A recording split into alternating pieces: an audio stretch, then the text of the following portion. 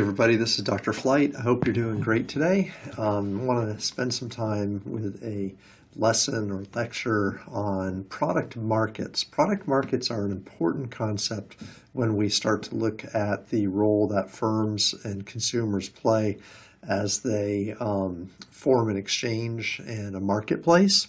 And so the concept of a product market really fuses those two components together, where we certainly understand the idea of making a market where we have a group of identified customers who have a shared interest or need, and making the market suggests that we're supplying a solution to that need. And in some cases, the market hasn't been created yet, and so it's our role to create the market and offer our product.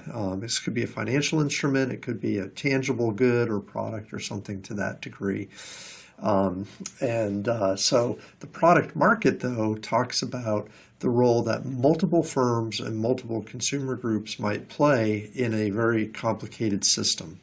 So this whole discussion is kind of centered around understanding the overall situation or environment that the company finds itself in. And so analyzing the product market helps you do that to a great extent. So one model you might look at would include a model where when we look at the situation or environment that we're in, we have the internal environment, which would focus on the resources and skills the company has. Then the customer's environment, everything we need to know about the market in this case.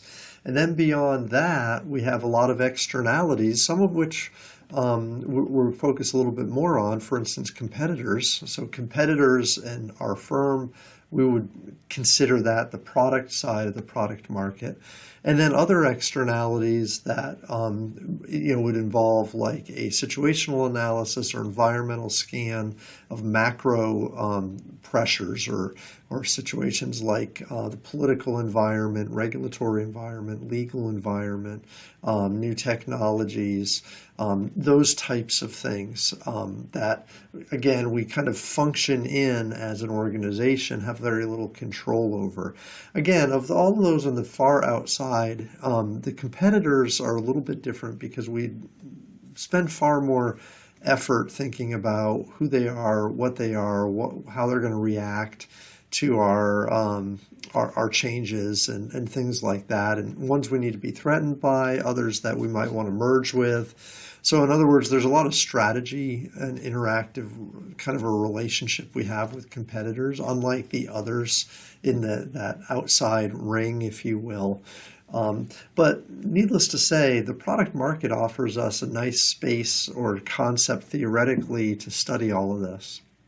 So this might be a new term for you, and that's okay. It's, again, if you do some Google searches and look up product markets, there's a lot of academic literature in this space, and just kind of practitioner-wise, it offers a good tool or two to be able to use to be able to kind of understand the structure of the marketplace where we match products and customers together.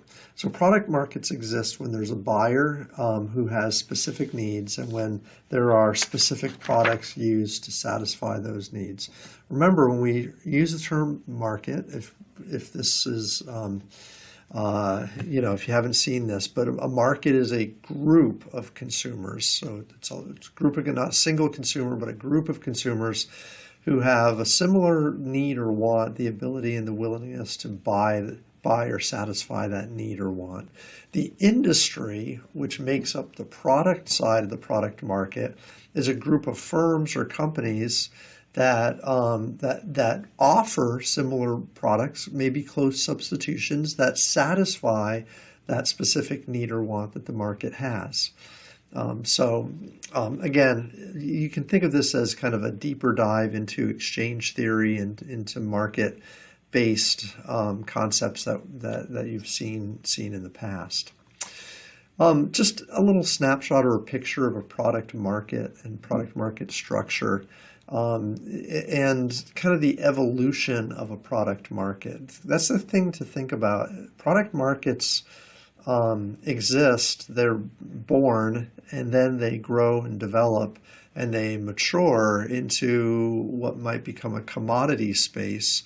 Here's an example of non-alcoholic drinks or beverages, and thinking way back 1940s and even before the 1940s, say the turn of the century, 1910s, 1920s, we had tea and coffee and like fresh water.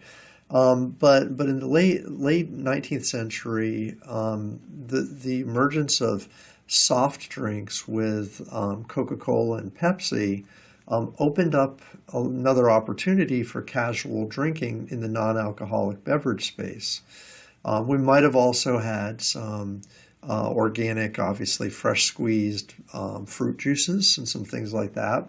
But commercially speaking, kind of the space where someone could go buy a beverage and enjoy it really didn't take off until the 1940s, 50s, 60s, where there were new options available, including Kool-Aid or some type of mixed drink of some type that might emerge.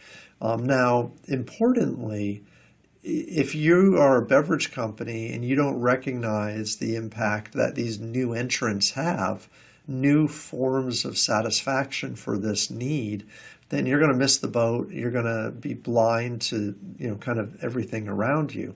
Sometimes in marketing, we call that marketing myopia. And a myopia is when you have very strict blinders on and you don't see anything but strictly what's in front of you, which would be your company. So again, take those blinders off and see what new entrants are coming in, and you'll see the development of the product market and how that's structured. And so over time, again, you see that this product category has really flourished and blossomed in the commercial marketplace. So just, again, kind of think if you're Coca-Cola back in 1810, you define yourself as a soft drink. In that day and age, it was medicinal. It was in a pharmacy.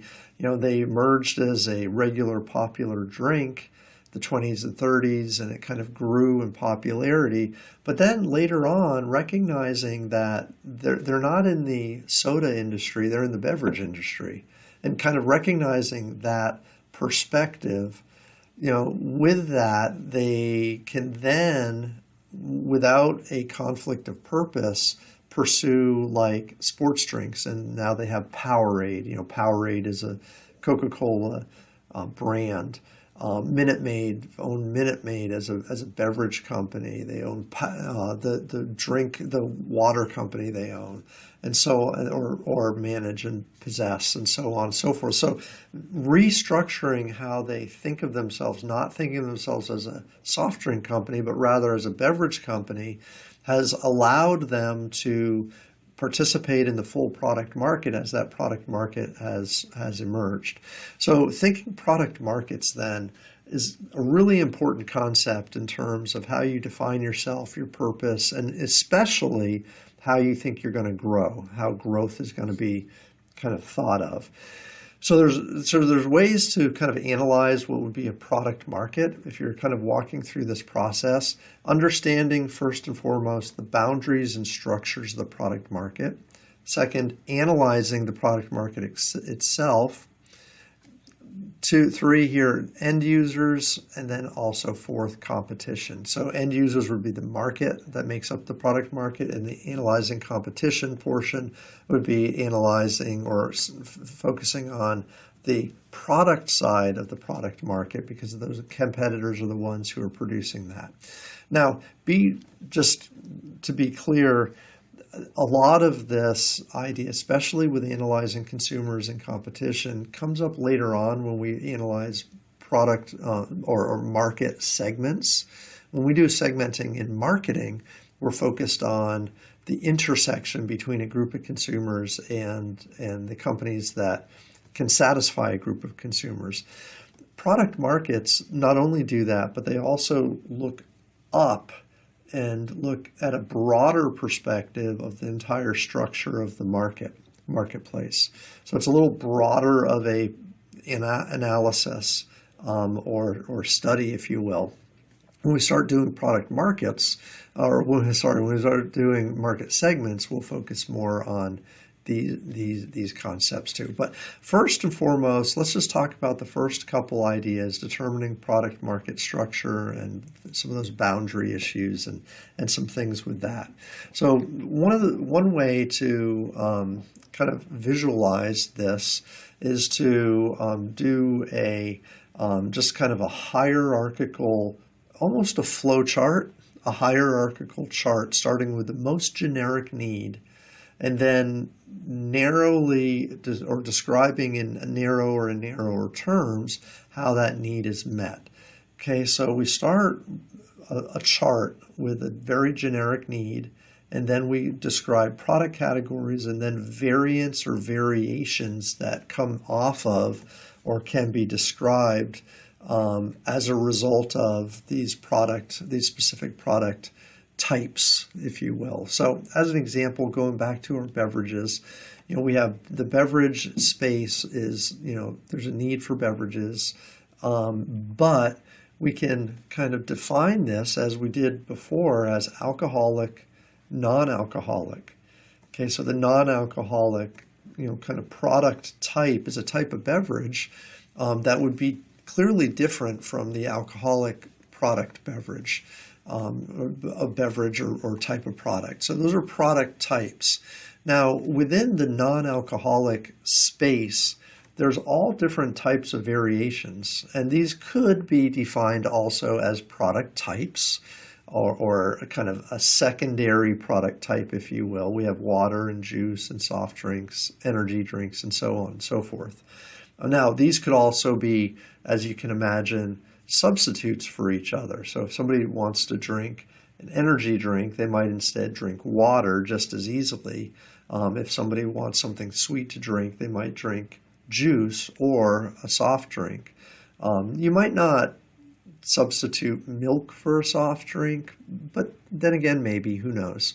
So in other words, these are product types, but they're closer to each other than non-alcoholic and alcoholic. They have closer similarities and such. So if we expand this a little bit more, again, drilling down, then we get to a subcategory or layer of variation within, in this case, the soft drink space. And we have different varieties of soft drinks or sodas, right? There are different fruity flavors, there are colas, there's root beer, there's ginger ale, there's, those types of drinks, and probably others as well. We could also think about diet versus non-diet. So there's another slice or way we could conceptualize this. Doesn't have to be set in stone like this, the way we're looking at it today. And then beyond that, we have individual direct competitors, which would be at the brand level of the product category. Okay, so again, we're going to go back and just remember, if you're Coca-Cola in the 1910s, 1920s, and you view yourself as a cola company and your direct competitor's Pepsi, and you never really think of yourself as being in the beverage space, but you only think of yourself at one of these lower levels, then your idea of growth could very well be stagnated. It could be really, really constricted because of how you define yourself. Okay, so this is a product market structure. This is one way to conceptualize it. And it's important for each company to do this, each organization to do this, because it kind of lays out their, I've heard it referred to as like the sandbox that they're going to play in. You're defining that sandbox, and you're defining how big that sandbox is going to be. And you're also recognizing that there are other sandboxes that could be threats to you, right, as well. So think of it that way. Okay, so this is sort of this initial idea of understanding the structure and the boundaries of product markets. Okay, the second step is actually analyzing the product market. And I'm going to offer a tool to you. It's called the ProductMarket Grid. So it's not particularly colorful name, but the ProductMarket Grid is a managerial tool. And the goal of this grid is to put into one space the products that are offered and the markets that are served. And it could be at the brand level, but it's probably going to be at a variant level of some type. So these are, again, products that are offered to the marketplace by your company and or your competitors. Okay, what this grid or tool is going to help you do is identify where growth is going to come from. And it gives you opportunities for strategy. That's the thing. That's this tool. It's a managerial tool in marketing that helps you form strategy as you sort of move forward with what you're doing. Okay, so very simply stated, we have in one axis a set of products that will be described. So I have product array P1, P2, P3, and this could go on for a very long time. These could be your products, but they could also be your competitors' products as well. So you could do this grid, if you will, for the industry that you're in, not just your company. Now down the side, we have the different markets that are served by these variety of products. Okay, so again, you could have a whole host of different market segments, and these are market segments. So each M1, M2, and M3, they have a need that's being met, but at the same time, each one has a very specific need or use of the product, if you will. They're defined uniquely, each of these market segments. Okay, here's an example. Now, this is an older example, and honestly, this is one of the only examples in like print that I've been able to find that is really effective. This is only for Reebok, so you could extend the chart for and add products by Nike and Under Armour and all the other companies that are out there. But just imagine that this is for Reebok, and along the top we have a list of all the different products they have and when the product was introduced. So you can look at the evolution over time of their product array. Down the side, you'll see that there are different market segments which are defined primarily by the behavior and the activity that the customer is performing in relation to the product. So we have runners, aerobic fitness exercises, tennis players, and so on and so forth, right? Down to walkers, children, comfort style, conscious folks, street fashion folks, and so on.